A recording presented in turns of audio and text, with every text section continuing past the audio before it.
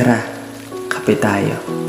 Pagising sa umaga, nakasanayan na ang matitikman ay kape na tinapay ang kasama, bumubuo ng araw at nagbibigay sigla.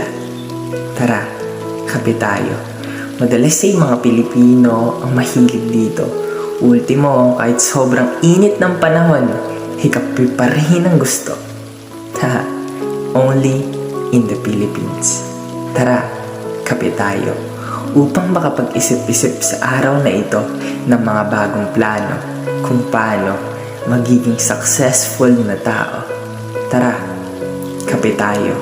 Pampainit ng malamig niyang pagtrato sa'yo. Pasensya sa mga natamaan. Hindi ko naman intensyon na sa talang ito na kayo ay saktan.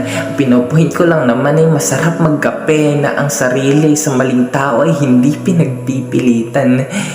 Kaya ano pang hinihintay mo? Tara, kape tayo.